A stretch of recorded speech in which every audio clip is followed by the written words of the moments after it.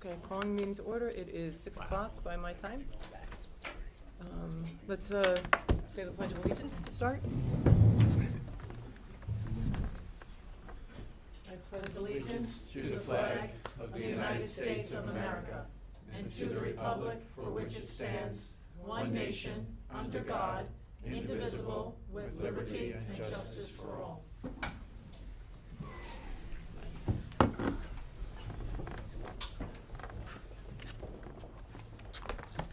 Okay. Clerk Perillo, would you like to confirm the presence of a quorum today? Yes, ma'am. Mayor? Present. Trustee Cassay? Present. Trustee Laus? Present. Trustee Biondo? Present. Trustee Giuliano? Present. Thank you. We have a quorum. Attorney Moran? Present. Treasurer Gafka? Present. Thank you. Okay, today we invited Len Carolyn, the president of LISEC, to present an update on the 1776 Whaleboat build project. And we're happy you're here today, and a lot of things are going on, so we thought it might be a good time for you to give us an update. Would you like to come up to the table, and if you want to sit next to Trustee Biondo and give your update? I just want to test to make sure. Yeah, it's fine. Have a seat, Len. Pull a chair around and you can just. Thank you. Thanks. It's not that easy, Lisa.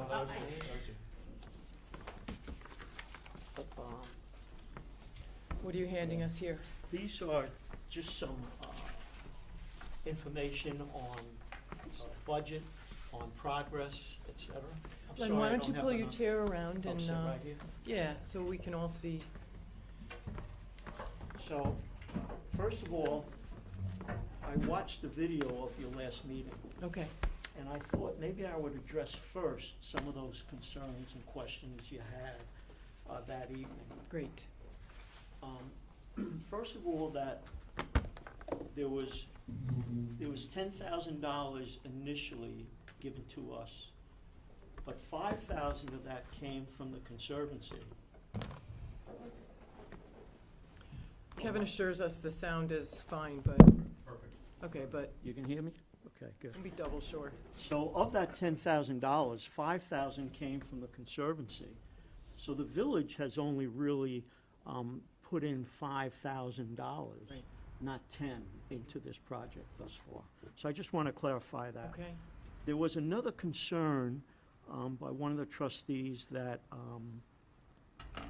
you know, what if we have a fundraiser and we collect no money, and we just come back to you and say, well, you have no money, you guys have to continue to fund us.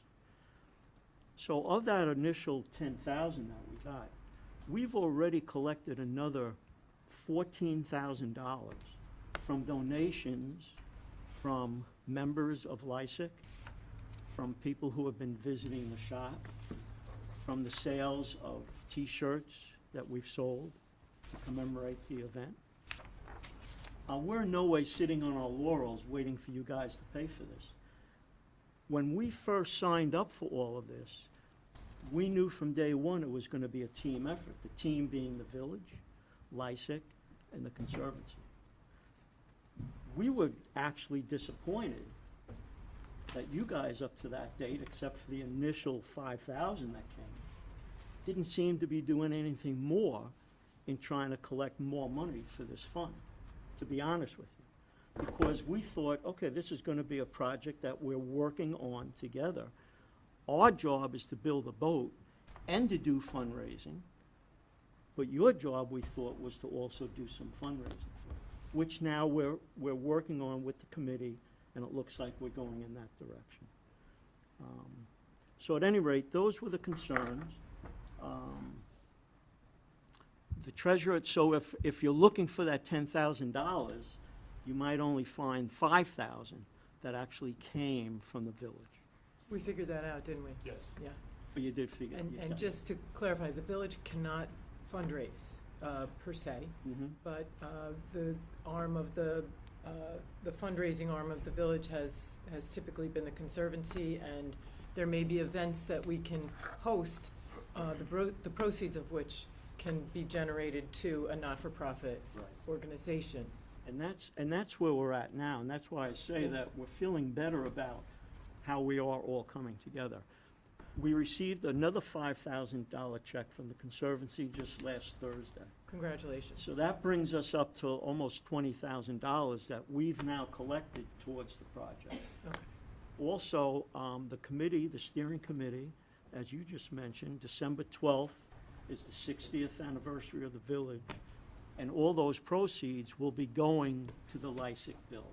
So we are now, we feel, working as a team, and we appreciate you guys helping to set that up, and we're looking forward to that event. We've purchased more T-shirts to sell at the event. We had a gentleman that's offering us some commemorative coins that he's making up. We've been working with him for a little bit, that we're hoping to have for that evening that we could sell. Great.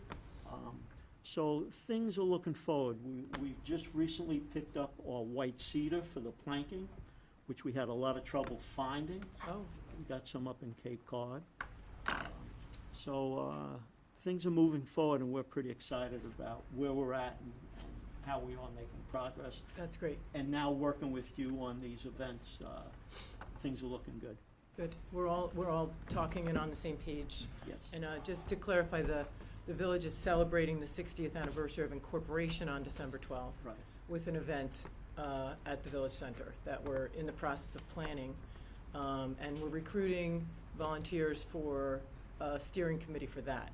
So that is on our website, on the homepage of our website. There's a button called Make a Difference, and if you click on that button, you will find all the different volunteer opportunities that are open to participation and inquiry and raising your hand. And so the Whaleboat Project Steering Committee is on that. So we could really, or the 60th anniversary, and both committees are on that page. So people can volunteer for either one or any of the other 19 or 20 or so organizations that we are recruiting for volunteer help for. So, great. Any trustees have any questions related to the Whaleboat build? The paperwork that I gave you, you can just look through it. It shows our financing for the whole project starting last September. It shows a breakdown of the monies we've spent on the second page. The third page is the graph, which shows the progress of the build. But I have to say, Walter works on this. He's one of the guys at the shop. And I often joke with him that he seems to move the lines. If we're a little slow, he'll move the lines like we're still on schedule. But in reality, we're doing very well. That's Yeah. awesome. And then the last one is the graph that shows the different percentages of where we're at and the funding, et cetera. And one of the things we talked about as sort of an activity or an exhibit at the event is to actually bring the Whaleboat in its current form over into the Village Center to highlight it and showcase the progress that's been made to date. And So, what we've done now, just yesterday with, just Saturday, we've put the keel, stem, stern post, and we've put the forms in place. We're working on that. We actually have our shipwright coming tomorrow to spend the day with us to do the rabbiting, and that's the line that you have to cut out on the keel to fit the garbage plank, the first plank of the boat. He'll be there to help us do that tomorrow. that's incredible. Our plan is to bring that boat over and put it together with the forms in, so it's gonna look like a I mean, boat. Yeah. And remind us why, I'm sorry, Judy, do you want I to? was gonna ask, when do we smash the champagne across the? Hopefully that'll be September of '24, well in advance of the 250th anniversary. And just remind us of the significance of this Whaleboat project itself. Okay, so, we're all familiar with the co-perspiring, Caleb Brewster. Caleb Brewster was a whaler. When the Revolutionary War started, he came back to work to fight in the Revolutionary War. Being a whaler, he knew of whaleboats. Now, this whaleboat is called a whaleboat, but it's never used for hunting whales. Those whaleboats were much bigger, 32, 35 feet long. This is only 25 feet long. But he knew from the design that it was maneuverable, it could be carried by a group of men, it could be moved into the weeds and the grasses to get away from the British, and they could raid the British ships in Long Island Sound. So it wasn't only to bring information to Connecticut to get to Washington, it was to do some battle and some raiding of the British in Long Island Sound. And the more I'm learning about it, the more I realize how important all that was in us winning the Revolutionary War. I was gonna say, the boat that helped us win democracy Yes. and freedom. Yep. And I look forward, I mean, we started this with Mayor Grant, and we're going forward with it, and we're looking forward to continue working with you folks, and we're excited about where we're headed right now. So are we, and we're glad we sort of unearthed that MOU Yes. so that we could codify it Yes, and bring it back, bring it up, and so that everybody who's here on the board today and in the village could understand exactly what the relationship is, mhm, and then we can move forward, yeah, rightfully so, Right. to help bring it to fruition. right. And we're there Tuesday, Thursday, Saturday mornings. You folks should stop in and pay us a visit and see what's going on there. And I remember this had come up in the conversation, but I don't remember the conclusion. Who, does the LISEC own the boat in the end? Does the village? No, the village The owns the village boat. owns the boat, so. I think there was the question of like, what are we getting for the, like, an amazing boat, Yeah. you know? And just to clarify that too, that it was the village who approached us to build a boat, The village historian. the village historian, right? We didn't come here looking for funds to build a boat right off the bat. It came from here. Right. Thank you, Chris Ryan. Exactly, Mhm. right. No, I- Also part of the Conservancy, so it all kind of ties together, Yes, right? it's all tying in together real well. He's Lisa's looking at been. me, I didn't write, it wasn't my money, but, but But- thanks. But it's another step, as I say, how, you know, I've just recently met Lisa, and wow, how supportive she's been, and just great. You know, here we are, a team. I was a physical education teacher and a coach, and all I know is teamwork. And once you come together and work together for a cause, you can accomplish anything, and I'm feeling like we're there now, you know? Agree. We look forward to it. And thanks to Bob Giuliano, he's the liaison to the Conservancy, and, you know, clearly that helped move the process forward as well. Absolutely. Yeah, and I think as the project continues and builds, this is something so exciting and so unique to this area, but easily celebrated by anyone who's going to be celebrating the 250th anniversary of our country. That it really helps put Port Jefferson on the map. It shines a light on history and makes it into living history. So I'm so grateful that, you know, and excited about this project. Yes. And, love popping by, you know, you say you're there in the mornings, but sometimes those guys are there late into the night. Yeah. And if I'm, you know, walking the dog in Harborfront Park and the lights on, I always pop my head in, and yeah, they're just so welcoming, so knowledgeable, and again, this brings that important history to life. So thank you. Thank you, Len. Well, thank you very much. You're welcome to Thanks. stay and listen to the rest, but your seat is going to be taken by another in a little bit. Well, thank you. Thanks. Now we'd like to ask, Kevin, we have an update from you, please join us. I guess I'll take the seat. This is the hot seat. Right? It's the hot seat. Where were you on the night of the 12th? I get the light. Two things to report on from a communications point of view. You have a little packet in front of you, each of you, and it has to do first with the rider we are proposing to place below the highway and planning. Some of you may remember we were talking digital signs at one point. It was frowned upon by more than a few people, so this is an easy, very inexpensive way to let our residents that don't get online know what's happening with now first branch pickup. I can pass this out to the audience if you like. First branch pickup, and then leaf pickup, and then quite honestly, anything we're doing to communicate not online. You have an example of what that will look like. I propose having sleeves in the inside of the two posts for easy in and out, and we can change this at will to anything we want. Today, your task is to pick what you like, the blue reverse or the white. I can give you my opinion if you'd like it. Recommend the eye doctor. One?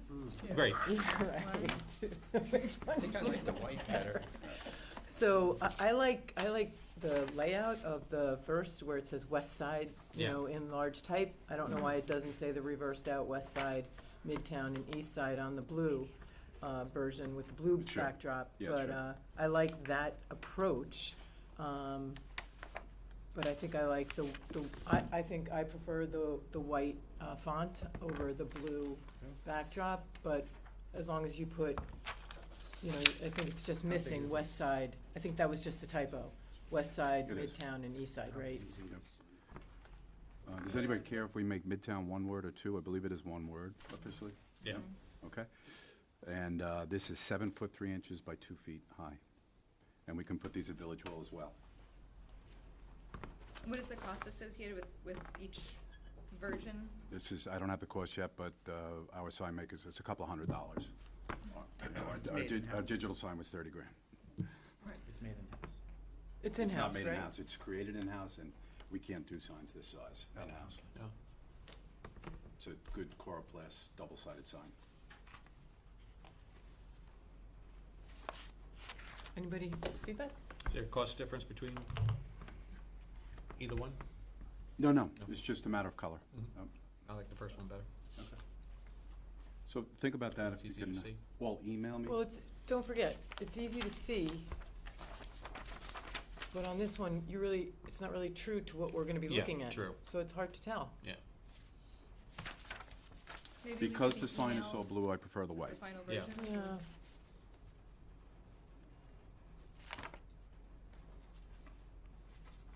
Yeah, it's hard Kevin, are to you tell. saying the whole size, a couple $100? Yeah, Just this Really? bit. yeah, it's a one-color coroplast sign, very inexpensive.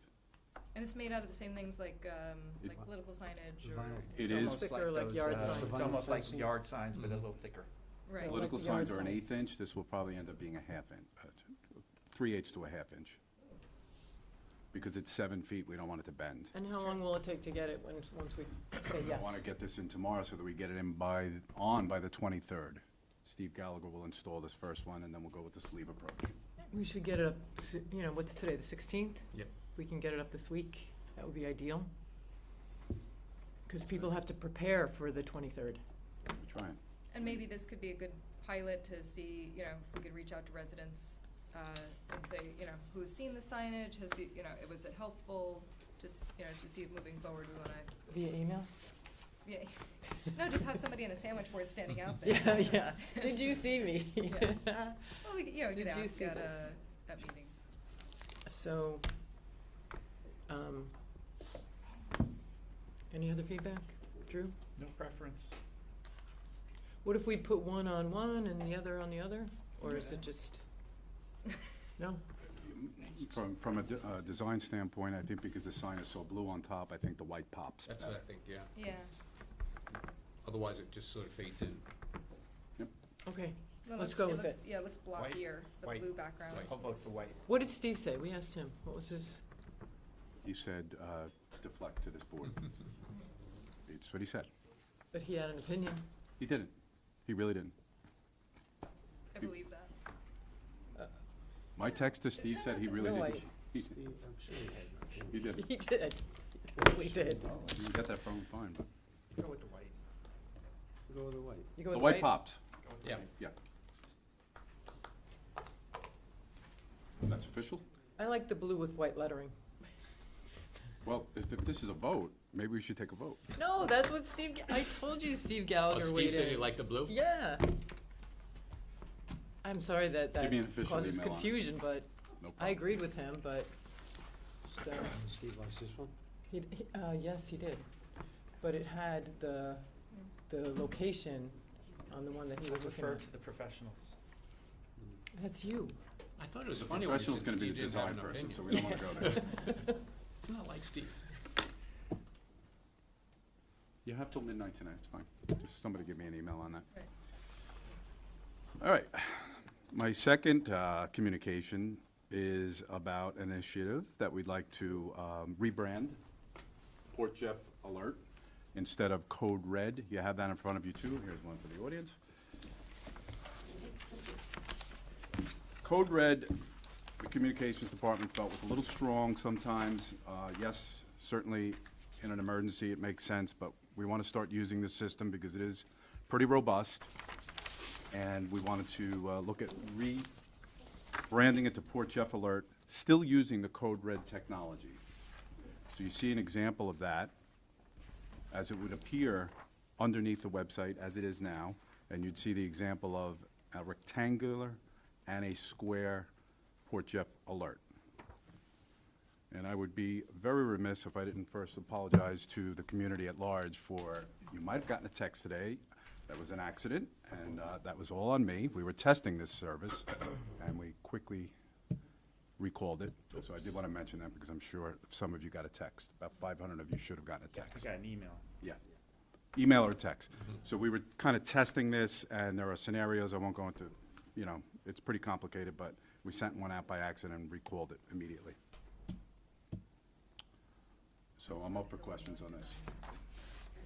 So prior to this, did you talk about why we wanted to look at this? Yes. I think the thought was that the word Code Red had spelled, you know, very sort of emergency situations, but the technology itself will send out emergency alerts as well as general alerts.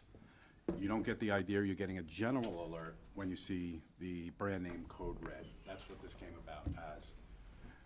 And honestly, I think Port Jeff has, when they've been offered to come out with new initiatives, we've taken the road of kind of branding it ourselves. If you look at our parking signs, it's a Port Jeff Scan the Park. So this is not the first time where we've kind of made it our own. So Francine designed this, Francine designed this. and Both rectangular and square, depending on social media or other parts of the website.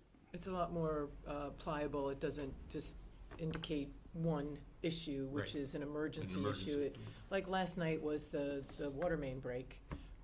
It's not code red alert, but it is an alert, like, hey, pay attention to this. And so we thought about using this branding, this look and feel to announce that, and held off because we wanted the board to see it, weigh in on it first and get some feedback. But it would have had an appropriate use for updating the community on the Port Jefferson Village website and social media handles. So anybody have any thoughts about this? I think it's an effective evolution of a tool that was received positively by residents for sort of almost safety emergencies. But you know, there are so many. As a community, we were left with many questions about, well, what if there's a water main break or it's flooding downtown or how are we? The residents seem to want that communication as well. So this seems like a great step to take a functional program and expand it to those situations. And everything flows right into it, right? I mean, the people don't have to sign up for it again or anything. It's just, you That's just correct. changing the name. Yeah, I'm gonna pass this. Same vendor. Good. It's the same vendor. That is the sign-up page. The seal on the right would change to Port Jeff Alert. I only got an email. I don't think I got a text. If you didn't get a text, then you didn't sign up. Okay. You might have only signed up with an Like email. a Alright. text. Can I sign up for Yeah. I'll go back. So did you say the code red is on the sign-up page will be removed? Impossible. Impossible. Yeah, I went the third round on that. So that's the only place you'll actually see it, is on the upper left on Solve, Code Red, but on the right side, you'll see Port Jeff Alert. It's still instead of the confusing. seal. That's actually not our page, that's their page. Uh-huh. I do like the system a lot. I think it's very robust, it's very powerful. We don't have access to that information, just so everybody knows, that's on their servers. We can't even export that information. Is there a character limit on the text? I don't think so. We've got quite a large one today. 240. 150 words today. Okay. But on the sign-up sheet, it's on the right-hand side, it would just say Port Jeff Alert. Yes. Okay, instead of the Yep. logo. Yep. So we'll kind of bring in the brand. Mhm. It'll be enough places on the website and the new website, by the way, such that it'll be fine. Yeah, so one can be used for horizontal, and one can be used for like a social media Yeah, posting. I was talking about this, so instead of that logo, it would say That will not Port be Jeff. there, the Port Jeff Alert will be Yeah, there. so. And when texts So are say sent both, out so. or emails are sent out, will the logo be, That's why I tested today. The logo will be there, the new logo will be there, and the Unsolved will, the Code Red will not be there. but I didn't receive an image of anything. Right. That's good, okay. That's good feedback? Oh, or- you got an email, but no image? No, I got a text. No, that the, tells me. the image is in the email only. Oh, okay. Yep. Okay. I don't think I got I it didn't in my get it. email. So, no need to test, That was just a again. test Yeah. between. Yeah, If you do a test, if you do Say a test, test. just say, you know, we Test. forgot to tie our shoelaces today, so, Yeah. please be alert about tripping, Yeah. something like that. Mercury But- is in retrograde. The internal Yeah. test had the logo, the internal test. Okay. Yeah, put that away. PTSD right now. Yeah. Okay, any more feedback on that? You wanna, should we just move ahead and adopt this? Yeah. I'm good with the way that. it looks Thank you, Francine and Kevin and all who are working on that. She's great, she does great work. Very good, thank you, Kevin. Thanks, Kevin. And I did find the branch pickup, Kevin, the look with, that does have the, actual, The white. yeah, the area of where it is. Yep. Wanna just- Probably eliminated on an export. So do we want to give Kevin an answer so that he can order the Yes, sign I right really, away? I really Right? do, I mean, so.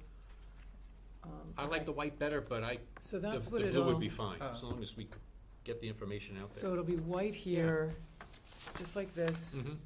Only the west side, midtown, east side will be above the Fine. dates. Good. So, I'm is good that with good? that. Becca? Yeah, Stan? it's not a hill I'm gonna die on. Yeah. So, yeah. Okay, I love that expression. all right, so we have a decision, All right. Kevin. Blue, Kevin. White on blue.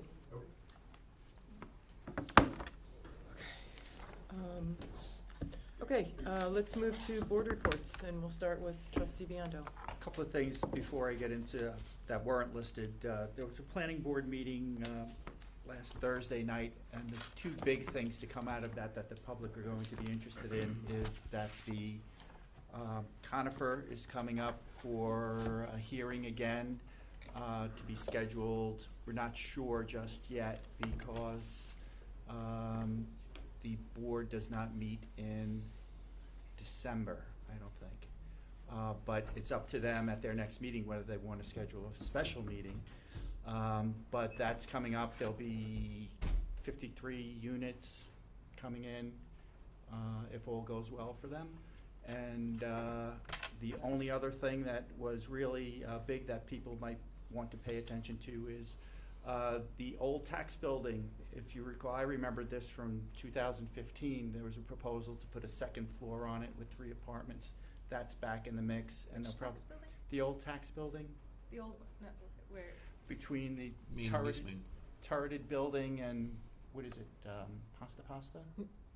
Oh, where The old Caton toast. Hill, Yeah. where the, Yeah, Caton Hill. where, Yeah, so Keaton, where East Main and Main was. yeah. the very Right. corner with the turret? No, Not, No, just next to the to right it. of that. Just to the right of that, there's a building that's 1 story, they wanna put a second story on it. Where the Kava bar is. correct. Yes, Yeah. correct. Yeah, that's Correct. the only building on that row That's without a second. So that, Thank you. I guess their application expired because they didn't move on it or something, and now it's gonna come before us again, and there'll be a hearing for the public. And what's, apartments, or what are they? 3 apartments above. And then lastly, ethics update, you'll see we're going to have a resolution tonight to start to schedule a hearing for November 20th. Our ethics council will come in and we can question, the public can question, we'll set the policy, and then we'll get the ball rolling on establishing a board. So when do we post the actual draft of the policy? When do we post that publicly? I'll ask the clerk. I and- think we have to, We should post it 7 to 10 days Bef- prior. We'll prior notice it, to the hearing, yeah. and then we're gonna invite Steve is coming Stephen Leventhal, our to ethics present, attorney. yes. Mhm. Ask questions, have the public ask questions, and lay it out so that we can move forward on it. Now, trustee Giuliano, I remember months ago had made a suggestion that stuck with me as far as, you know, looking at this policy, if the board moves to adopt it, if the board of trustees moves to adopt the policy, and then looking at an ethics committee to begin with, because a board is, as I understand it, makes binding, They do. you know. They can. They can, Yes. they do, and so, you know, those, I know in my tenure here is, you know, boards are always looked at as much weightier, you know, their decisions could then lead to lawsuits. could If lead we to- adopt that, again, this will be the policy if we adopt all the things, and these are, I think, are questions for Steve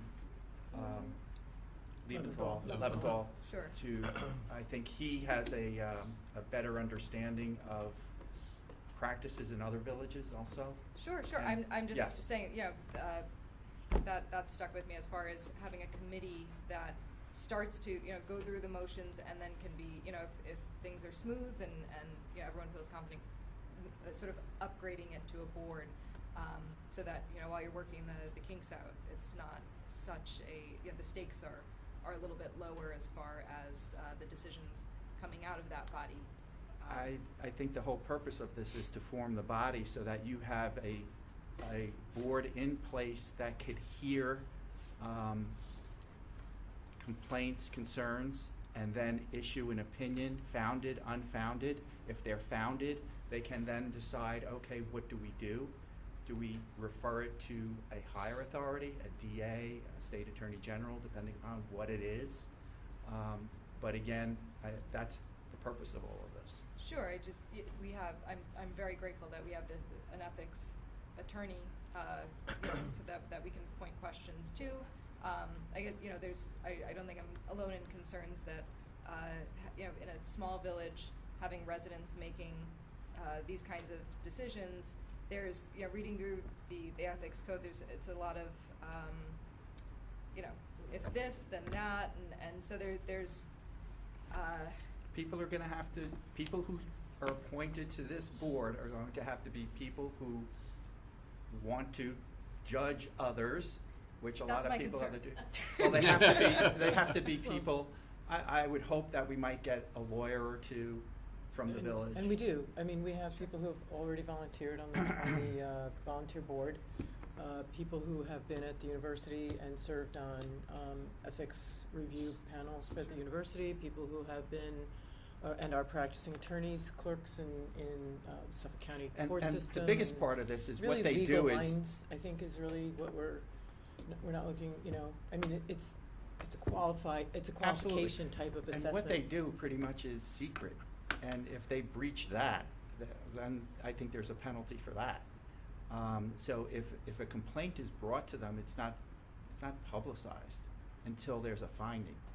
sure, and again, I'll listen for this at the, you know, I'm looking forward to the presentation Again, and Steve is the further best discussion. one I Yeah. think to answer. Yeah.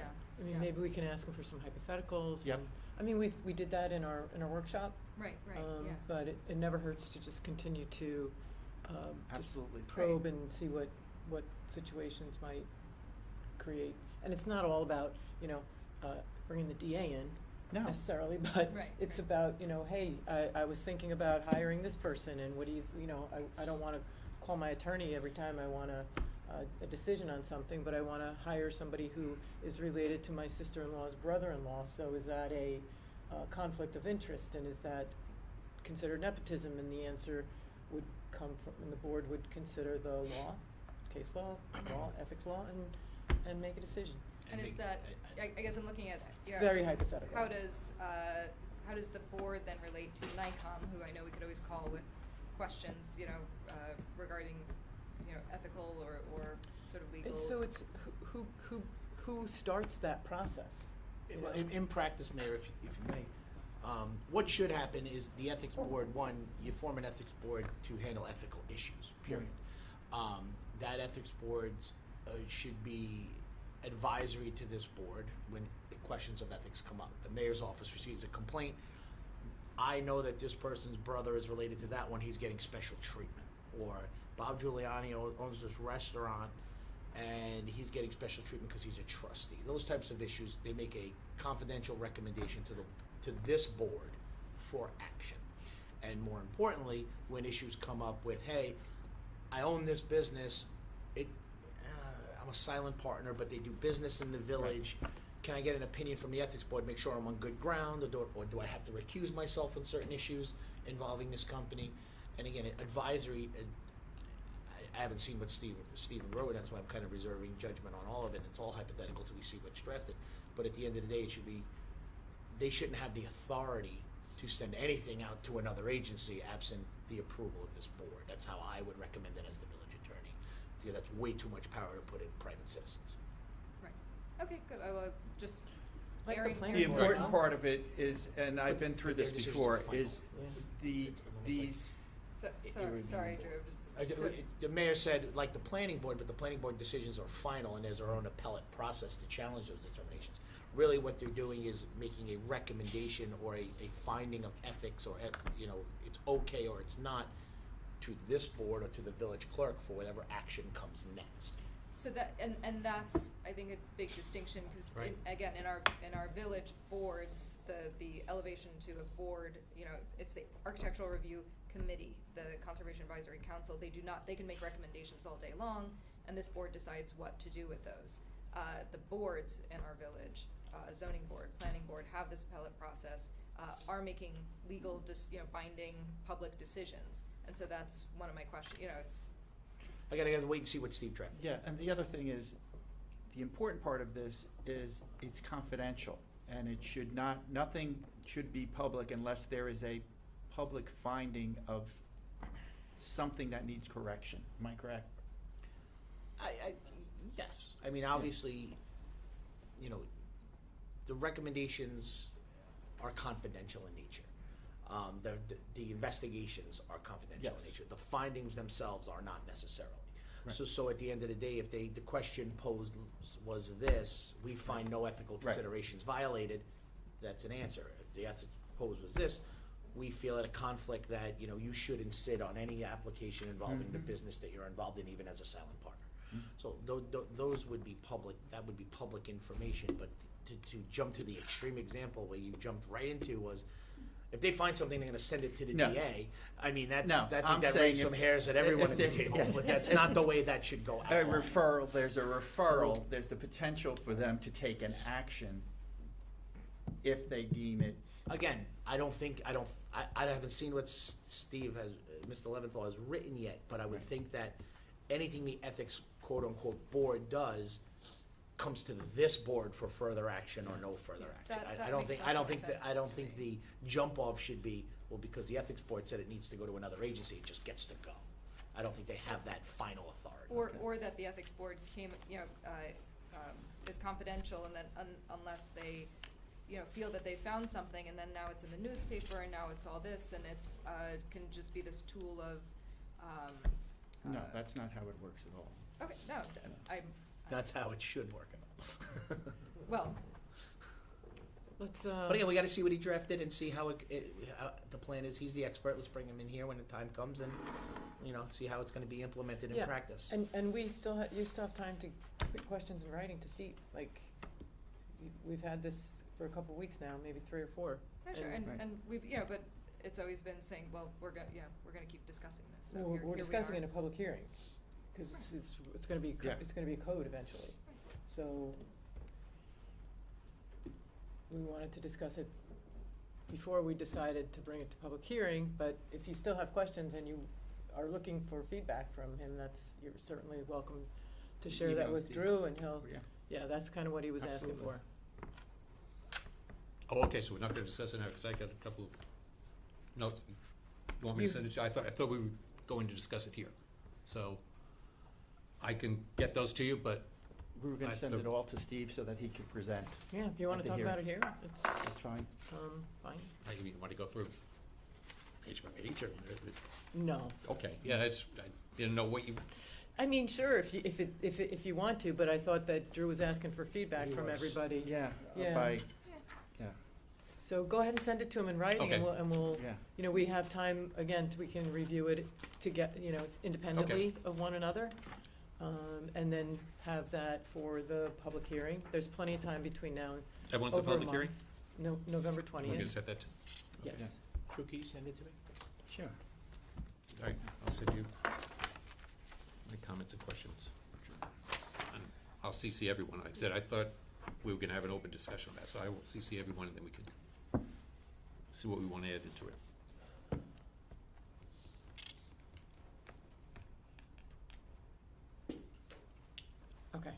So Drew, that was you? Yeah.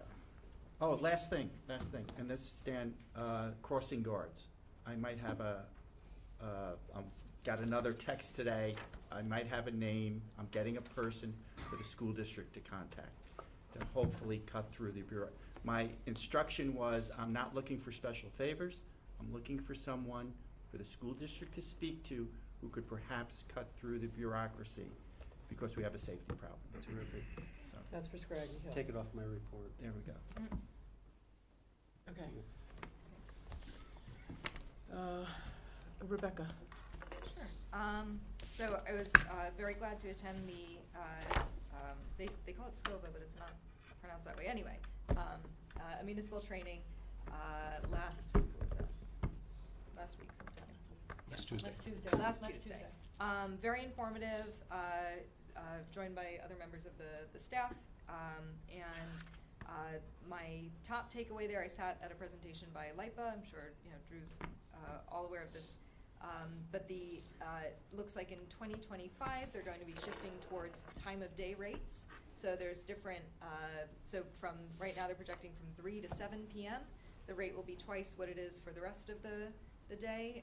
It's to encourage folks to do non-necessary electric uses. So if you're running your electric dryer, your washer machine, charging your electric car, things like this, to decrease the load on the grid during that peak time, especially in the summer when air conditioning units are running. The conversation collectively turned into many questions about sort of the direction of electric use and supply on Long Island here. So anyway, that's they assured everyone in attendance that they would be sending out sort of monthly heads up, this is coming, this is happening, to make everyone aware, but I'm going to be sure to keep an eye on that and just make announcements, because we all get a million emails a day, and emails from LIPA are not, or PSEG are not always opened, I know, in my household. So I'll definitely keep everyone on touch, because even though it's a year away, it's going to go by in a blink. So they did say that they're going to be selecting somewhat randomly some folks to start the rate time of day rates earlier, so that they can sort of pilot it. So if you are selected, obviously make sure it's not a scam. Please always make sure nothing is a scam as best as you can.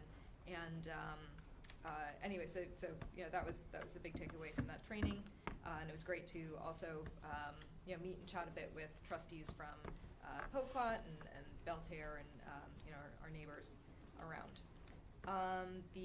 There was the presentation about the Lawrence Aviation, the sort of presentation, passive presentation on signs. It looked like there were still a lot of questions, even from them as far as timelines go.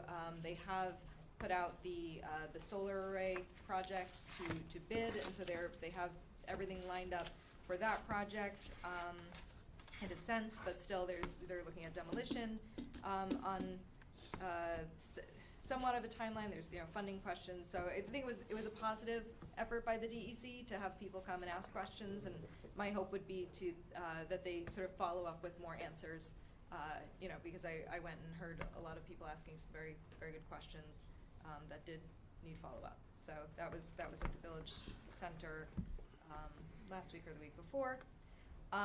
The tree committee has their first 7 new trees around Port Jeff Village. Again, that was a PSEG grant through the Chamber of Commerce with no match. So downtown you have 5 new trees, and uptown you have 2 new trees. I'm not going to list the species because I think I'm probably the one most interested in that in this room. But again, that's these little efforts to offset the stormwater issues in the village and also contribute towards beautification. Some of the trees are going to stay in that sort of 12, 15-foot range, and other trees, we have 2 scarlet oaks that went in, will become these big, beautiful legacy trees in places where they're able to do so without disrupting the infrastructure around them and causing issues. So that's exciting, and the tree committee is going to meet again soon to look at spring efforts. And lastly, I just want to encourage all residents again to visit portjeff.com/volunteer to submit their interest in any village committees, boards, or task forces. There's great descriptions of all of these there and an online form that you can fill out. Have we been getting submissions? Yes. Great. So I imagine the board will start to look at those submissions sometime in November. I think we, So right now, the first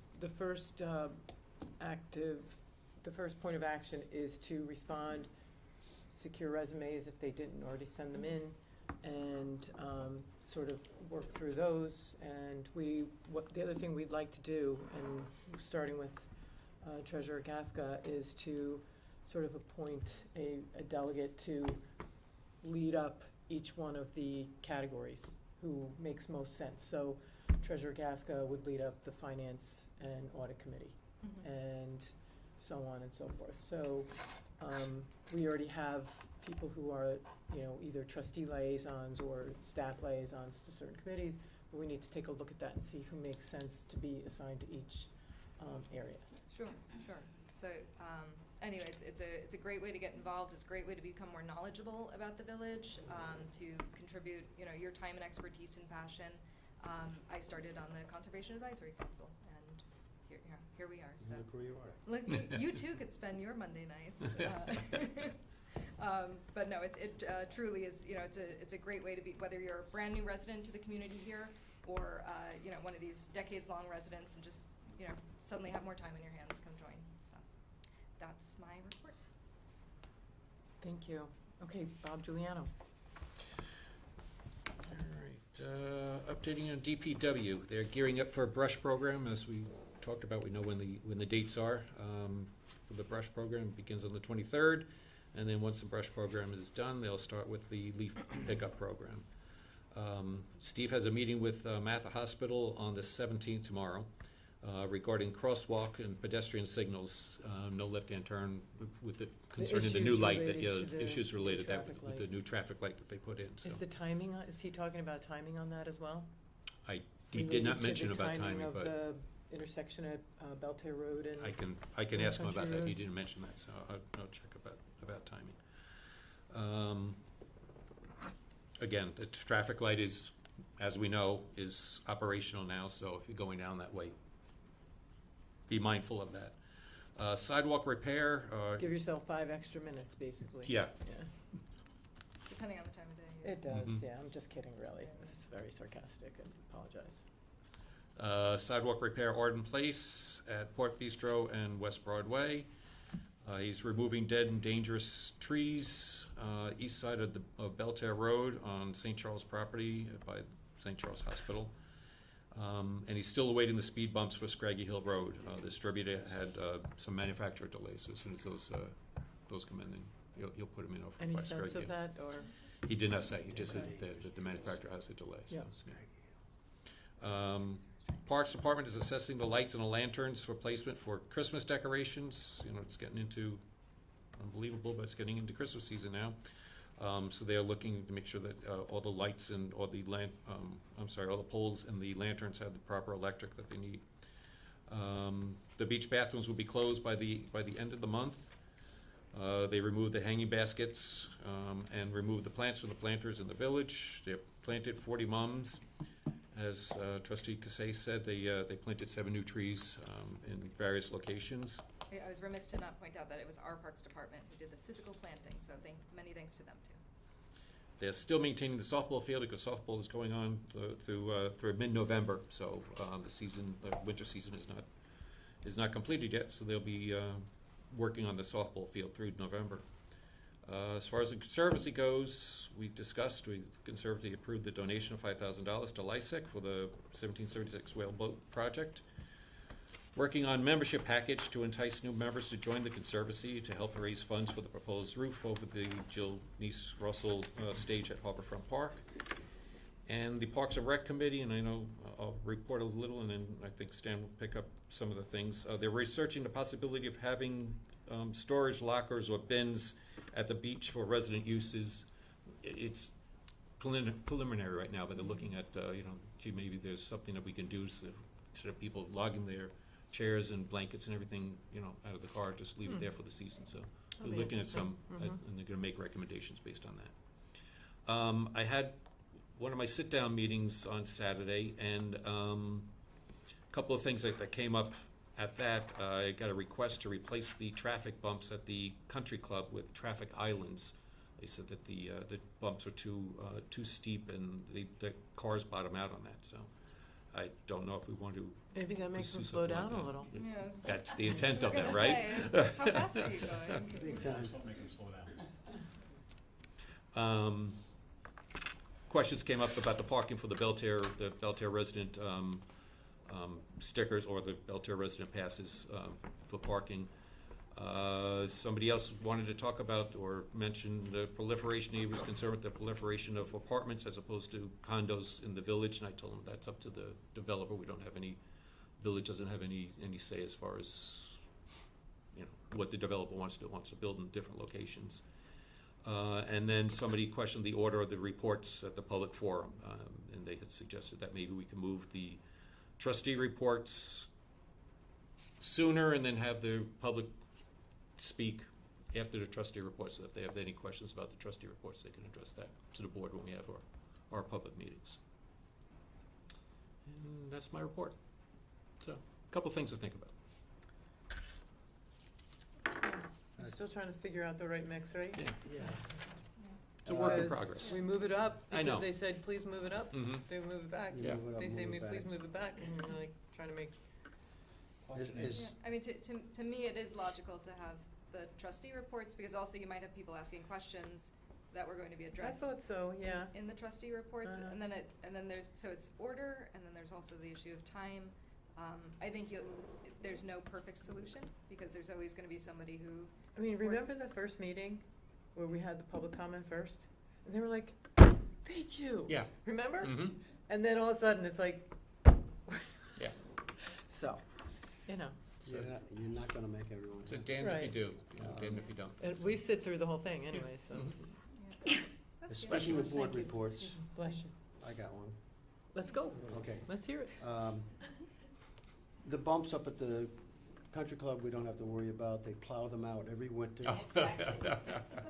So maybe in the spring, we can look into different bumps. There was another thing, and I'll read through them. Some news from the school district, as Drew mentioned, we were waiting for a crossing guard. We had to go and apply to Suffolk County. Yeah. Hopefully, we made some progress. We hope we can, I might have an answer for you this week, at least Okay. someone that they can call. yeah. The speed bumps are supposed to be expanded. Do we know when that's gonna happen, from curb to curb? That's what he was talking about. You talk about Scraggy Hill? At Scraggy Yeah, Hill? yeah. So there was a manufacturer delay, so as soon Okay. as we get those in, then they'll be installed. Okay, I've been approached by Adam, who is the athletic director over here. They're organizing a group of athletes that are going to be forming a group to beautify our village. We're gonna be meeting this coming Monday to work out the semantics of that. I think that's a great idea to get the athletes, all of the athletes, boys and girls involved in the village, working back and forth. What types of projects? We don't know, we just kicked this off, I got this today. I know they had a previous meeting, but I wasn't involved, and I got No, it today as I It got was off an the email. phone.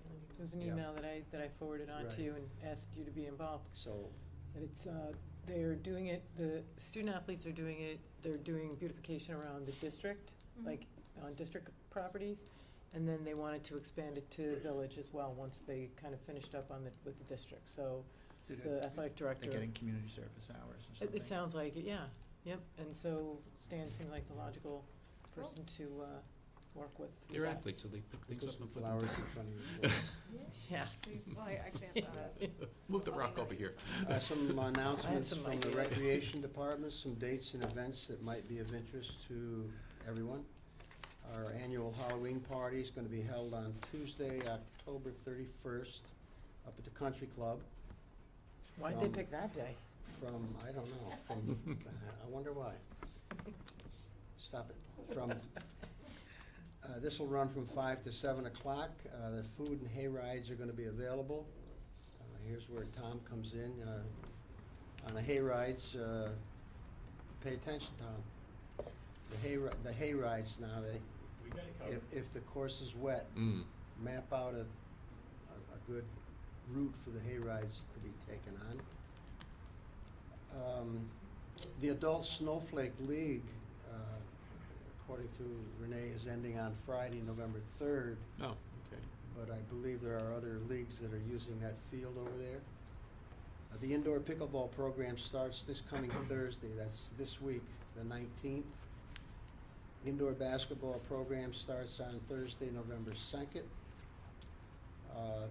This is something that you should be interested in. The Port Jefferson Resident Night will be on Friday, December 1st, from 6 to 8:30 at the Village Center. There will be free ice skating that night, hot chocolate for all, and I think some cookies might go along with a hot chocolate. Who's serving the hot chocolate stand? Well, the trustees are gonna be serving the hot chocolate. It's fun, it's a lot of fun. The parking lot in back of the Village Center is going to be closed starting November 1st, because they're gonna be starting the rinks, setting up the rinks for ice skating at that time. Takes quite a while for them to get that set up and get the ice frozen and so on. Some additional classes and programs that are available. These are for seniors. We have watercoloring, we have chair exercises, we have a book club, we have Here and New Cafe, I don't know what that is. If you register, you may find out. Pencil drawing. These classes are free for village residents, and we also provide free transportation. If you need it, we'll get you there and we'll get you home. We're offering oil painting and free fitness classes for adult residents only. We're presently working on a swim program that will be available through the winter months. We're right now waiting for the school district's approval for programs that are going to run. We do have preliminary approval for Tuesday and Thursday evenings from 5 to 8 o'clock. We're planning to have formal lesson classes and also provide time for free swim up there. It just has to go through the board, the school board, for approval. To get involved in any of our programs, you can go to our website, fortjeff.com, click on recreation, or you can call the Village Center at 473-4778. Thank you. Thanks, Dan. Mayor, I forgot to update on the Oh, leaf right. blowers. I want to throw one more thing in there. The kayaks, anyone who has a vessel on the kayak racks, we'd like them off of there sometime before the end of November. You still have time, the weather's nice, but we'd like to have those racks emptied by, maybe before Thanksgiving. We don't have a set date for that. Okay, you wanted to update on the gas blowers? Yes, so the Conservation Advisory Council, which is meeting tomorrow to further discuss this, but we received a couple of emails in the interim, so just to address that the CAC is looking at precedent in other communities to hopefully propose to the Board of Trustees and community for consideration to start to scale back on the use of gas-powered leaf blowers and other lawn equipment due to not only the noise that assaults all of us at our properties, but also the harmful health effects from the chemicals that come out of these machines and other hazards. So as the liaison, I've asked the CAC to put together a comprehensive digestible packet of information for the Board of Trustees, as well as a proposal to that doesn't outright ban these in our community, which a handful of other communities have, but in speaking to some folks, I get the sense that that would not go over very well. And so looking at scaling back to see how can we pull back on the use of these pieces of equipment so that we have a more harmonious, healthy community, but still, if you have one of these pieces or have a company that uses gas-powered equipment, can still go about having a tidy lawn. Thank you. Okay, just a couple things for me. I wanted to give a shout out to the Business Improvement District, the BID, for committing to help fund the village holiday lighting expenses, the purchase of new lights for all the decorations that are going up starting in the next few weeks. So thanks to the bid for contributing $5,000 to that expense, offsetting that expense. Wanted to also accept with regret the resignation of Kelly Giuliano from the Parks and Recreation Advisory Council, because Trustee Giuliano is the liaison to Parks, and Kelly was kind of interimly voted as the chair of the council, while the chair, Rima Potter, was stepping back to help to assist with the care of one of her children. Right. But that sort of brought to light that, Bob, you're on that, you're the liaison to Mhm. that department, and Kelly's on that council. So with the opportunity and knowledge that she is such an asset to the community and caring and concerned citizen and knows so much and has so much institutional knowledge and historic knowledge about the village, I hope she does decide to pick any one of those other volunteer initiatives to continue to contribute, because she's so valuable. Okay. So just with regret, we accept her Definitely resignation. encourage her to do that, so. Okay. We And can't get rid of Bob instead? Just kidding, Bob. they put you up. They said, oh, okay. No, No, just kidding. Just kidding. So, we do have a couple of people who have, sorry, but a couple of people who have put their name in the hat to be part of the Recreation and Parks Advisory Council. So we have some people who are going to be vetted, I guess, and Stan and Bob, I'm sure that you guys will take the lead on pulling that one together. Mhm. Yes? Good. Okay.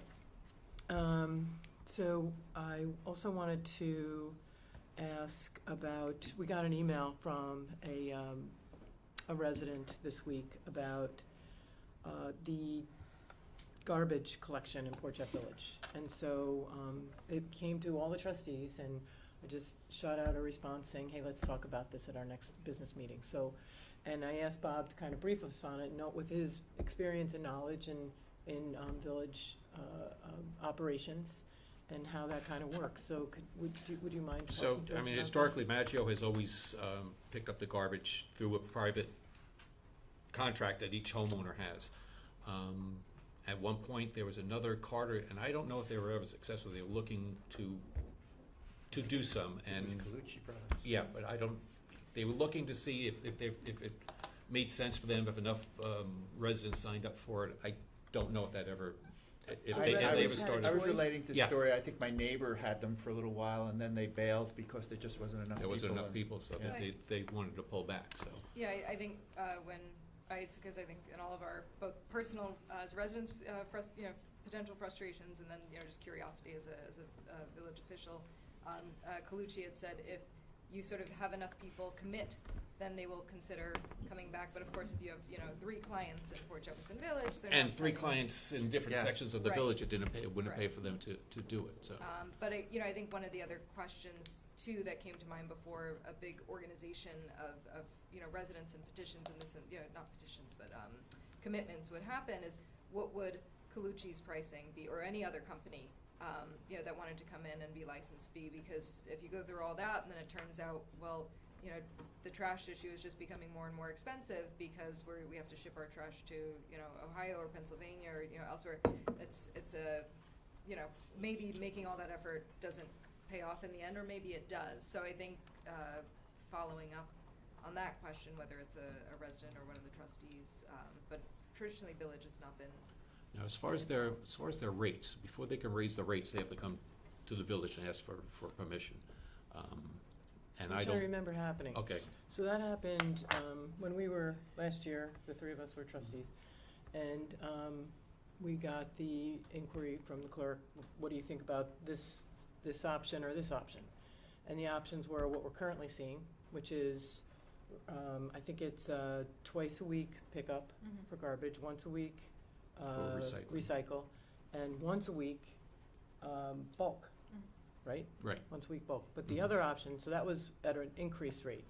The other option was once a week garbage, once a week recycle, and once a month or once every other week bulk. something like that. If I don't remember exactly, but it was less service. And I reached out to people who I've been talking to, constituents, and said, what do you think, what do you think, what do you think? Everybody that I reached out to said, we could deal with less. Was it at this price. less money Less- too? Yes, less Oh, money okay, too, okay. yeah. So, but then all of a sudden it just became what it was. So I don't know if the feedback was provided and how that worked. So I'll look to you, Sylvia. Do you know how that works from the clerk's perspective? Did you ever experience that in Greenport? Not at all. Mm. Not at all. As a matter of fact, Stephen and I discussed it briefly, and no, we do not have past experience. with Yeah, it. it's a So, pretty unique, It's very that unique. that we have here in the village. I mean, it's not through the village, it's not through right. DPW, it's each individual homeowner has their own It's their contract with right. the, yeah. Yeah, Mm. well- With the Like- contractor that's approved by the village. That's approved by the Right. village. And one of the questions in the resident's email, which is, one that we all, have addressed, or I've addressed previously, is why can't we just go on Brookhaven's, sign up for Brookhaven's services? Because if you look at a Brookhaven tax bill, the cost is less, but Brookhaven's not accepting any additional pickup, service or clients, so to speak, even if the village became a client, because they're having landfill issues of their own. And so that's something that I think pretty much every year the attorney would check in with Brookhaven and say, hey, has anything changed? Just to be sure that we're looking at all the options that we as a municipality can for the residents. But each year I've been on, it's been no. Because of, again, it's a larger issue than just Port Jeff Village here. Refuse recycling, $382 a year for Suffolk County, or Brookhaven Town residents. Versus ours is like over, I'm saying, $800, over $700 a year. Yeah, but ours is 109 every 2 months. So. Yeah. Are the two services comparable? Which two services? In other words, we get 4 days. If we put another proposal out with fewer days, Or we just ask Madge, I Yeah. think it's just, if we look at the annual contract when it comes up again, say, give some options and really ask the residents what they want. Yeah, I think that the options come up, or rather the contract comes up annually, is it, Bob? Yeah. And they're, It's usually, I think it's at the end of the calendar year, if I recall. yeah, they need approval to change the rates mid-year, but they don't necessarily need approval to change the rates at that annual point. They're- Right. Right, so, When they renew the contract, they present 109, 119, whatever the. Our the fiscal fees. or theirs? I believe it's a calendar year. And I think if you're gonna ask for less, I know I could go with less service, but Sure. I'm not, we're Right. we're empty nesters for the most part, but I have neighbors now with very, very young children, and I remember that, and the diapers and the boxes and the food and their garbage cans are Yeah. overflowing. Yeah. well, So everybody's- is it appropriate to reach out sort of prior to a point where, hey, we need a decision within a week from, Maggio reaches out and says, could you prepare a couple of plans and then put that out to the community, and if the Right. community wants to bring forward opinions on, because there are these different needs and I think perspectives. so. I think we do kind of a poll, a straw poll. And they also have the smaller cans Yes. that are Yes. available, Mhm. but I think the price is so, it's not much of a difference, if I remember right. Don't know. Yeah. I don't have one of those. Yeah. Okay, so, let's reach out to them and find out what their timing is and how we can. Okay, and then there's one add-on, I think, yes? Do we Yes. have for an RFP? Yes, Okay. yes, we do. The treasurer may interject. On October 12th, we opened 2 bids for the reconstruction of the walkways at Harborfront Park. That resulted in the lowest bidder being F&F Concrete at a total cost of $248,907, $90,000 of which is funded through grant monies.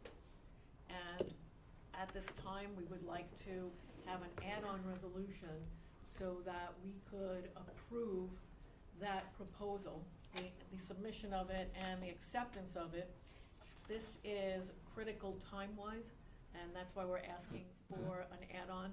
we need to complete the work and pay for it and have proof of payment submitted so that we don't lose our grant funding all by the end of the year.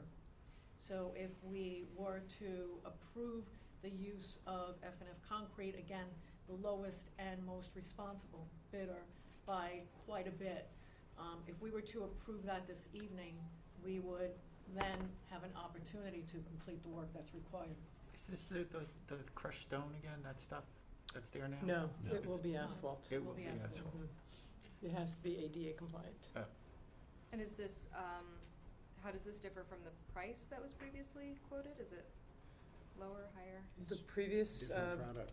RFP, Yeah, it was a completely different scope of work. right, It but was so, crushed concrete and it was a different scope of work, so is this, material-wise, and This is considerably more, and, but what's it's, this considerably more? new bid. No, it's not. I thought the other bid was like 89. Was what? 89? No. Oh, no, it was 300 and something. From, what was the name of it was Suffolk Paving? The second bid for this The proposal one- or for the the one first we went- time? the Was first Suffolk time. paving, yes, So- Suffolk paving. Two things. The first project was, Completely is completely different scope of work. It was half of the park, right? It was half of the park's walkways. It did not include the front area of the walkway. It included just the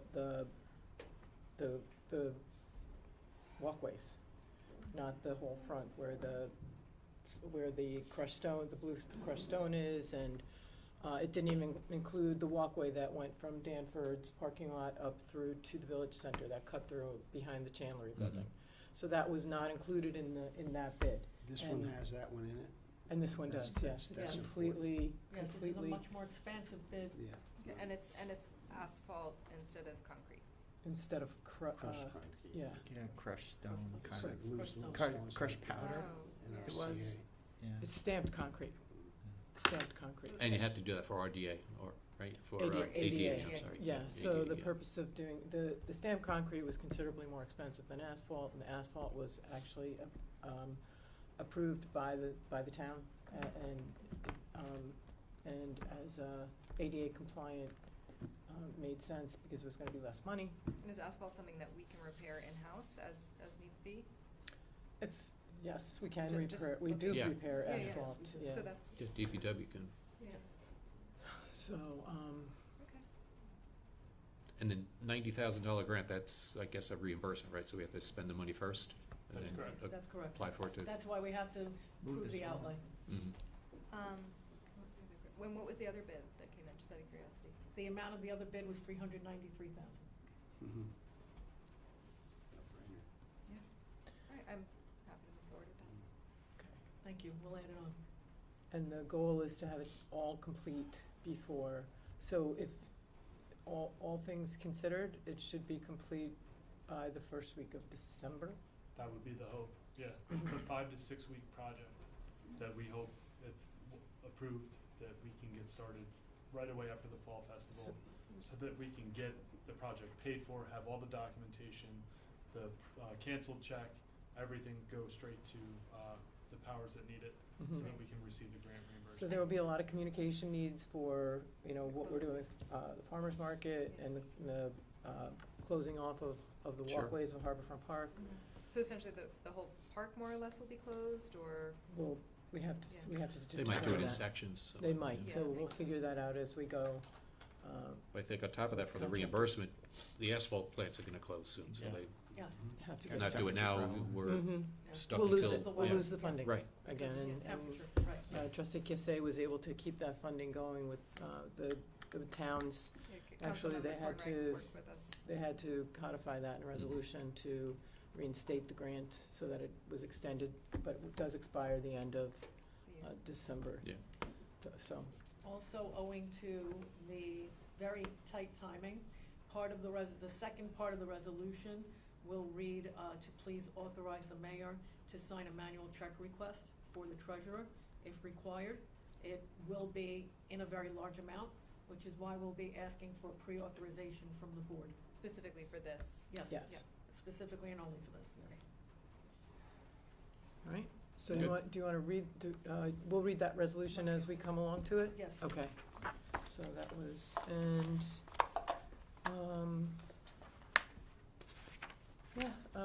I guess that's it on my updates. I can give you one more thing, Okay, because Rebecca mentioned LIPA. If you read in the newspaper this week, NYSERDA refused to grant some wind companies additional monies that they said were needed to complete some of the wind projects. Now, as you might have read or might not know, the state is mandated by 2030 to, I believe, have 70% of its power come from green energy. LIPA, as a result of NYSERDA's action, has to plan for the worst. So they're rejiggering their future plans a little bit. I'm not certain, but that could, wind's downfall a little bit, the projects might slow down a little bit, could help us here, because they have to plan for future power needs. So that's something that might be helpful to us in the short run. Well, I'm glad But- to see that we have the task force that is open to, any Right. interested and residents with those skill sets to really be focused and looking at that. But if anyone's interested, the LIPA's plan is, I think, due to be made public at some point this fall. They've had to rejigger it a little bit, but I guess maybe at their next board meeting, that might pop. and I'll just ask you, I think I know the answer to this, but is there any movement on the municipal, Oh, municipalization? Mhm. Not yet. I've lost a little knowledge of it because I haven't kept up with it since the commission ended. I think where they are now is that the commission has to make its final report, and then there has to be some enabling legislation in the new term. So we'll see. But that's still very much in the offing. okay. Okay, agenda action items, Clerk Perillo. Thank you. Resolution number 01101623, resolution approving the minutes of the September 18th, 2023 Board of Trustees meeting. May I have a motion? Motion. Thank you. Do we have a second? Second. All in favor? Aye. Thank you. Resolution number 02101623, resolution scheduling a public hearing for 6:00 PM on November 20th, 2023 at Port Jefferson Village Hall, 121 West Broadway, New York, 11777, to consider a proposed local law amending Chapter 41, Ethics, Code of the Village of Port Jefferson Code. May I have a motion? Motion. Okay. Second? All in favor? Aye. Motion carries. Thank you. Resolution number 03-101-623. Resolution approving the hiring of Ann Fox as a bridge instructor for the Port Jefferson Recreation Department as recommended by Recreation Center Manager Renee Lemmerman at an hourly rate of $15 per hour, with the hiring effective November 28th, 2023 and through February 6th, 2024. May I have a motion? Motion. Thank you. I'll second. Thank you. All in favor? Aye. Thank you. Resolution number 04-101-623, resolution ratifying the hiring of William Meyer as a seasonal part-time employee in the maintenance department of the Port Jefferson Country Club as recommended by Pat Sullivan at an hourly rate of $20 per hour effective October 9th, 2023. May I have a motion? Motion. Second? All in favor? Aye. Thank you. Resolution number 05-101-623, resolution approving an annual increase to each membership rate at the Port Jefferson Country Club as attached, effective immediately for the early birds, quote unquote, and effective on January 1st, 2024 for all other members, as recommended by Country Club Manager Tom Natola and the CCMAC, Country Club Management Advisory Committee. Motion? Motion? I'll make the motion. Thank you. May we have a second? Second. Any discussion on this? Any explanations? So, I know Tom's here, and the CCMAC approved, I mean, they're recommending it too, Recommended it. so. And we do this pretty much every year. We have early bird pricing, right? Right, the early bird is, The other bird is late this year, though. but if they join now, it's this year through next year, right? Is that the idea? Right. The early it like bird is this fall. effective on November 1st, is that correct? Correct, Yes. November 1st? Yes. Okay, so can you add that, please? And then, it's advisory council, not committee, sorry. But, I'm sorry, Stan, I think I interrupted you. No. Okay. Yeah, so there's typically an early bird every year, and I think, how many early birds are waiting? We currently have 36 people on the early bird. 26 of them are non-resident members. These are people looking to join now and pay full dues to take and play no charge November, December, and become part of the membership January 1st. Is it typical that it starts November 1st, or is it typical that it's We earlier? usually start right after Labor Day. Oh, it's been pushed back year over year, really. I mean, So we delayed it because our membership was so strong this year, and at the August meeting was voted not to do an early bird because we have such a strong membership. And then we had such an outpouring of people wanting to pay now that we brought it back at the last meeting, and the first 25 on the list will be the only ones to get it this year. Great. and so you attribute that to what? Of course, conditions. We're seeing country club members from Nessaklaw, from St. George's coming over because our rates are very reasonable and the conditions are absolutely outstanding this year. Why would you limit it to 25 though? We did last year too. I know, And but I I'm- like to talk. If you wanna speak over the general manager of the country club, sure. Well, he didn't, Go ahead. Just kidding, Lisa. Yeah, you could talk. I just didn't know if you. I know it's difficult because you don't know how many members you're going to Correct. use. It's really about attrition. But you do have 36 of them in hand. So if we look at last year's numbers, we have one more member than we had last year, and we have 134 new members. So we lost 133 members last Okay. year, That's but what we I'm asking. refilled them with 134 brand new members. We have 35 to, say 36. Of which a number of those were early birds though, correct? 34 were early birds last year. 33, I'm sorry, 33. So you took more than 25.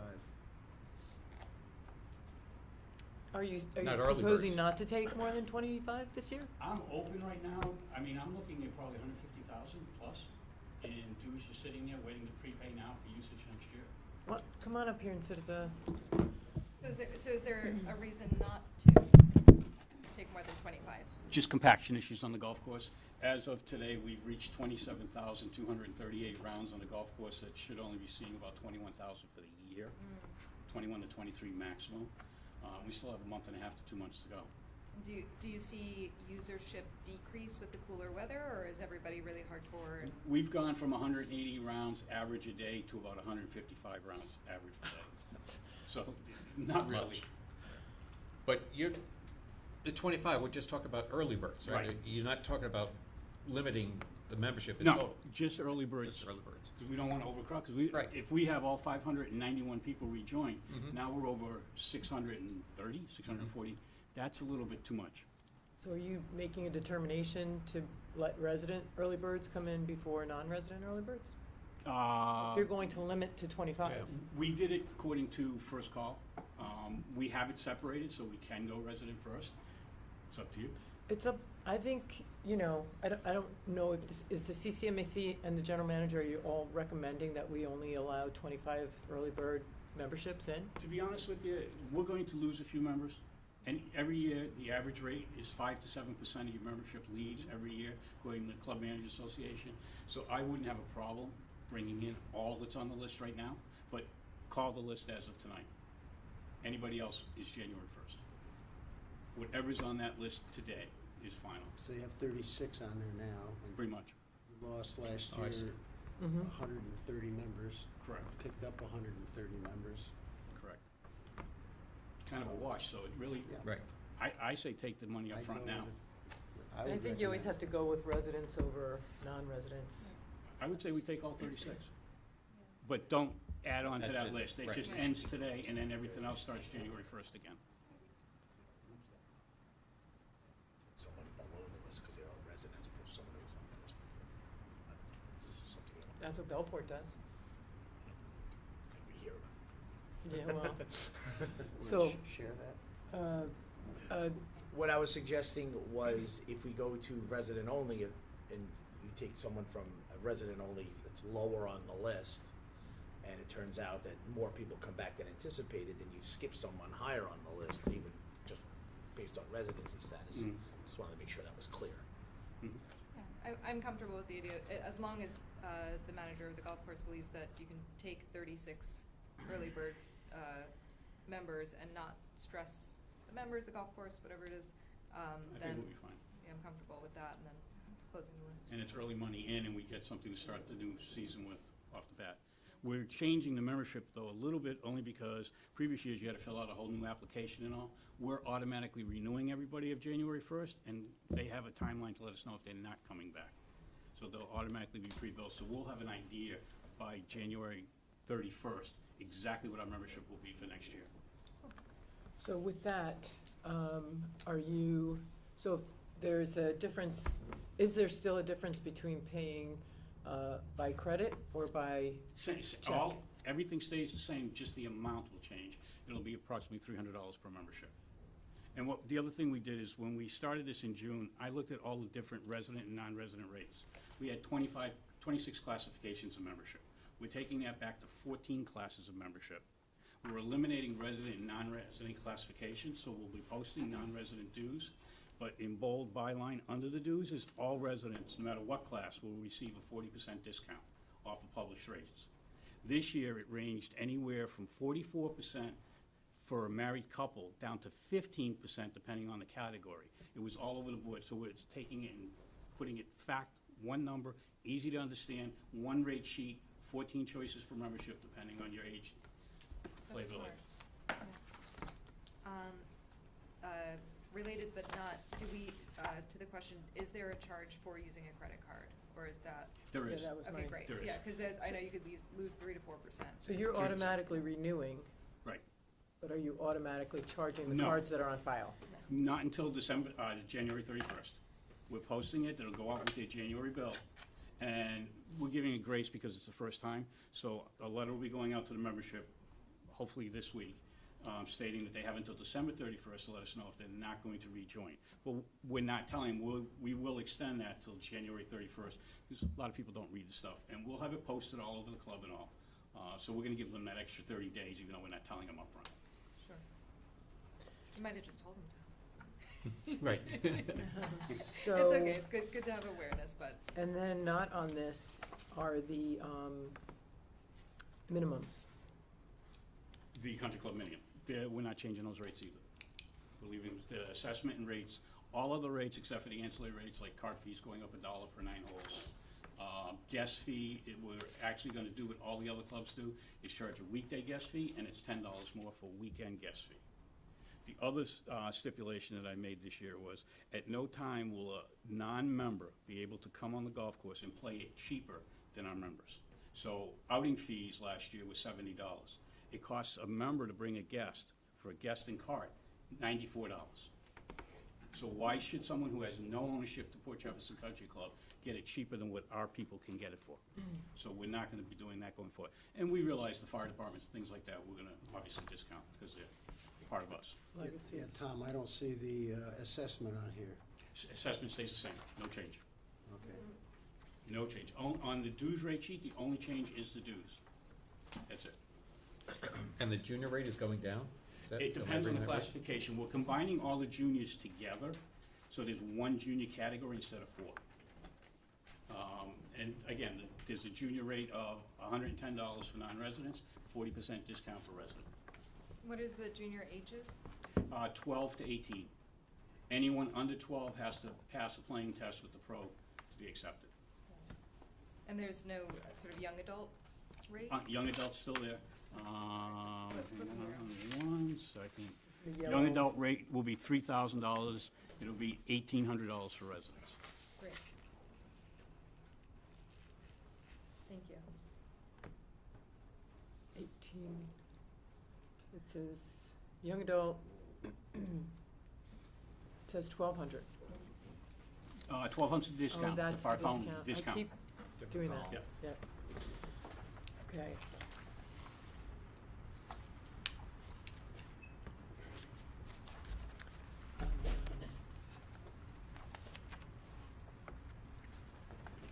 Okay, any more questions about this? Nope. Okay, so do we have a motion, or there was discussion, we had a motion, we had a Motion second? and a I have second. a question. Okay, You got, I think if I'm looking at it right, you've got 10, that's this year. that's this year's. Yeah.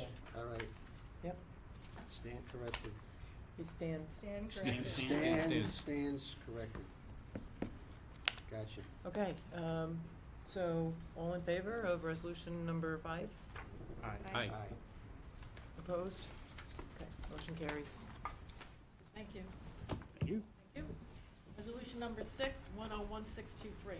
Resolution accepting and approving the attached record of activities submitted by trustee Andre Drew Biondo for submission to the New York State Retirement System, and further authorizing Clerk Perillo to sign the corresponding standard workday and reporting resolution for elected and appointed officials, form number 2417-A, relevant to trustee Andre Drew Biondo.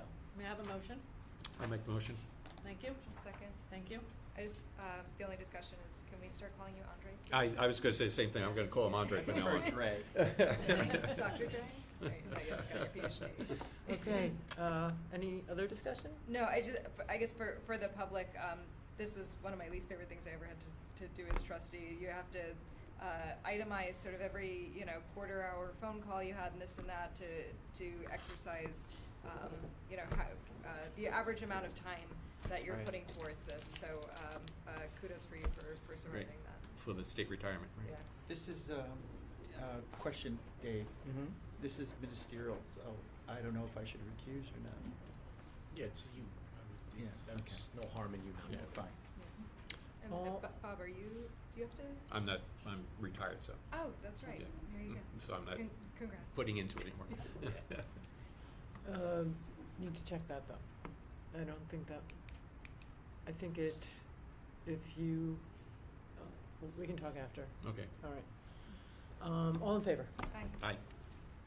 Opposed? Recusal? Yeah, Recused, Recusal, thank so you. motion carries. Thank you.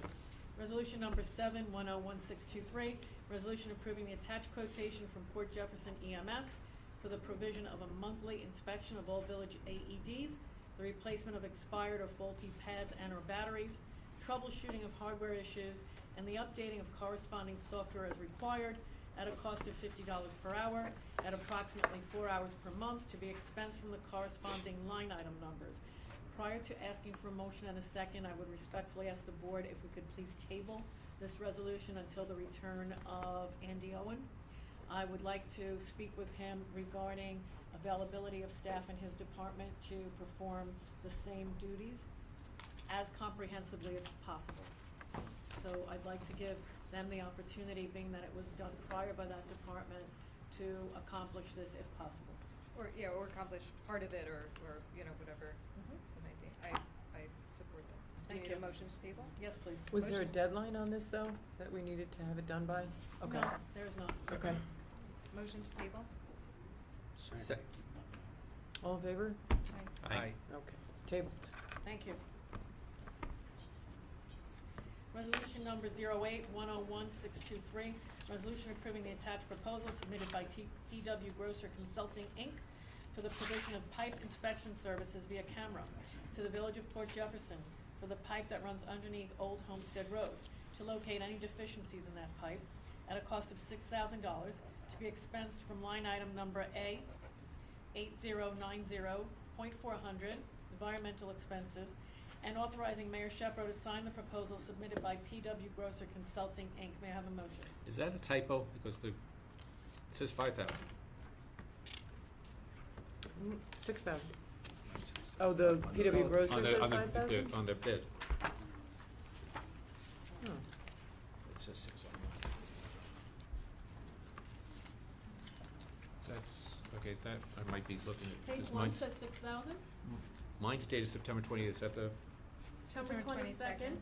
The cost to perform this task will be a lump sum of $6,000. Well, if Bob's is cheaper, let's go with What are you looking at?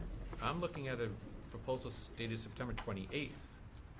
And Brian had sent me an email about that. He said that he thought that the price Is was it for the pipe 5,000. inspection? Yeah, Same Task thing? one. yeah. Oh, okay.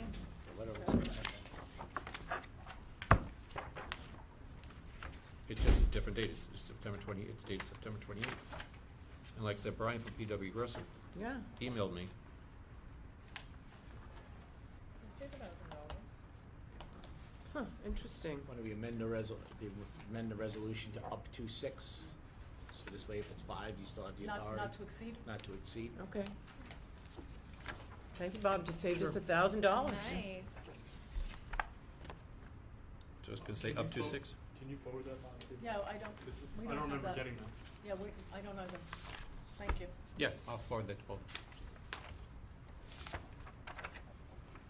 Okay, So so, that, so that reads up to $6,000. Not to exceed. Not to Not to exceed. exceed. okay, do we have a motion? All right, I'll make the motion. A Second? second. All in favor? Aye. Aye. Okay, motion carries. Resolution number 09-101-623, resolution authorizing Treasurer Gafka to perform the attached budget amendment, journal entry number 3, appropriating general fund reserves in the amount of $55,800 to fund the proposal submitted by Value Engineering Consultant Roger Corsella, as approved at the July 24th, 2023 Board of Trustees meeting, and requesting that the proposed budget amendment, journal entry number 3, be included as part of the formal meeting minutes of the October 16th, 2023 regular meeting of the Board of Trustees. May I have a motion? Motion. Thank you. Second? Just wanna know more about it. So this was something that we voted on in July to Mhm. approve Roger as a contractor. Yeah. And what we didn't do in that motion, in that resolution, was fund his where the funding was going to come from, identify where the funding was gonna come from for billing against his services. Right, so we, but where did the 55,800 come So, from? so he's approved at a maximum of 6,000 a month, based Mhm. on his hourly rate. And he already submitted, July and August bills that were, totaling about I think it was $7,800 total. The two together. Right. So, and then I took the rest of the months and, I used those 2 that we had to pay already, and Amortized then the it. rest of the year to Okay. fund them through the rest of this year. That makes sense. And, and it's coming from general fund. He may not expend all of that, but we have to be prepared in case he does. Absolutely. And then if it needs more, we would come back. We would, I would make every attempt to not have to take any more money from reserves than possible, but yes, if we needed to, I'd have to come back. Thank you, Steve. Okay, second? It's been seconded. It's been Oh, seconded. what, That was discussion. oh, All in Aye. favor? aye. Motion carries. If I could just give clarification, looking back at the emails, I'm gonna send it over to you. Brian said that Brian from PW Grosso said that they found another, subcontractor who did it cheaper, so that's why the price went down Nice. to 5,000. Great, Okay. thank you. I'll send that over to you. Yeah. Please. Let him copy the treasurer next time he Yeah, sends yeah. and the clerk next time he sends a proposal over. Yes, thank you. Appreciate you bringing that forward, Bob. Sure. Resolution number 10-101-623, resolution authorizing Treasurer Gafka to perform the attached budget amendment, journal entry number 2, appropriating general fund reserves in the amount of $30,000 to fund change order number 3 for JRH Consulting Engineering, DPC, for Village Board Resolution number 08-0905-2023, and requesting that the proposed budget amendment, journal entry number 2, be included as part of the formal meeting minutes of the October 16th, 2023 regular meeting of the Board of Trustees. May I have a motion? Motion. That's a lot Thank of you. work. Second? Do we have a second? I'll It's the same second. principle, Yeah. so. Same, yeah. I'll All in, second. any discussion? So this is from a September 5th meeting. Yep. Sylvia, thank you, by the way, I like this new numbering system of the resolutions. Thank you. And what was, just a reminder, what was that? Oh, that was, he is, Holtzmacher is consulting to the planning board. Yes, yep, right. For staff opinions and notes and review of plans. Perfect, okay. All in favor? Aye. Aye. Motion carries. Thank you. Resolution number 11-101-623, resolution approving the check register and warrants dated October 13th, 2023, as presented by Treasurer Gafka and as approved by Claims Auditor Goodwin. May I have a motion? Motion. Thank you. I'll second. Thank you. All in favor? Aye. Resolution number 12-101-623, resolution approving the proposal submitted by F&F Concrete, Inc. for the replacement of walkways at Harborfront Park at a cost not to exceed $248,907 per the bid opening on October 12th, 2023. And further authorizing Mayor Shepro to execute a manual check request for the full amount of the work performed, if required for purposes of the preservation of timing for payment from the associated grants. May I have a motion? Well, no, Motion? Mayor, before you make the vote on the motion, could we change that language to say authorizing the mayor to sign any and all, execute any and all documents in furtherance of the project in case there's contracts and things, because it's so time sensitive that we get it all done in one shot. Yes, but we'd like to specify the manual check request. You as could do well. it both, but again, it Mhm. just, again, I don't wanna give her the authority to execute as well. Duly noted. Okay. We have a motion. Motion. Second? All in- You made the motion. I also want a second. Okay. You gotta share. Who made the Trustee. motion? Rebecca made the motion. You can share. We have a second. Trustee Kessing, sorry. Okay. And all in Trustee favor? Wells? Aye. Okay, Yes. thank you. Resolution number 13-101-623, resolution to enter into. 624. You made 623 the add-on. No, this is No. number 13. 13. No, this is number 13. That was number 12 12. was- That was Yeah, 12. 13. 13-101-623, resolution to enter into executive session at 7:41 PM to discuss potential litigation and the appointment of a particular person. May I have a motion? Motion. Thank you. Second? Thank you. All in favor? Aye. Okay. We'll go down to the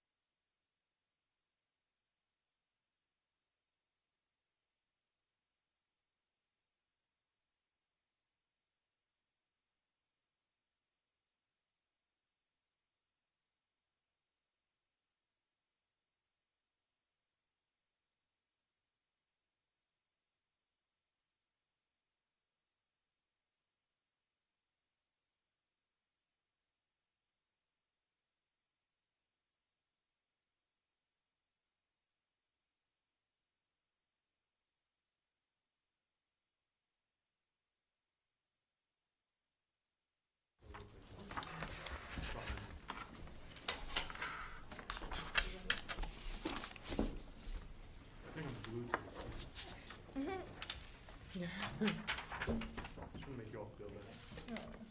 Are we ready? Resolution number 14-101-623, resolution to close the executive session and reopen the October 16, 2023 Village of Port Jefferson Board of Trustees meeting at 8:55 PM. Motion. Thank you, Second. thank you, All in favor? Aye. Aye. thank you. From the executive session, there resulted a resolution as follows. Resolution number 15-101-623, resolution hiring Andrew Freeling as a principal planner for the Village of Port Jefferson at an annual salary of $150,000 effective November 13th, 2023. May I have a motion? Motion. Thank you, Second. thank you. Any discussion? Welcome addition. Yes, I think he'd be a fantastic addition to the village. Yeah, looking at his resume and, you know, talking to him about his experiences, I think, you know, those will greatly benefit the village. All in favor? All in Yes. favor? Wait. You have something? Wait, Oh. I did, I kinda wanted to say, something. Moving things along. Yeah, I'm sorry. Yeah. Sorry, I should've had this ready. I just wanna read a little bit about Andy, is that okay? No? Yes. Wait, okay. So, he's the chief planner in Suffolk County right now, in the Department of Economic Development and Planning, overseeing regulatory review unit that analyzes zoning and subdivision referrals on behalf of the Suffolk County Planning Commission. I see his name on a lot of paperwork in my office right now, and I'm very happy to have him join the village pending this vote. So, all in favor? Aye. Opposed? Motion carries. Thank you. Resolution number 16-101-623, resolution adjourning the October 16th, 2023 meeting of the Village of Port Jefferson Board of Trustees at 8:57 PM. May I have a motion? Motion. Second? Right up front with that one. You don't wanna stay? I like you guys. Do we have a second? Oh, I thought you second, yes, second, I thought you seconded. No, he's just having a conversation. Do you have discussions, Dan? Okay, all in favor? Aye. Okay, motion carries. So who seconded? Thank you. Dan. Oh, I thought you did. I Me, thought no. you did. Who's on first?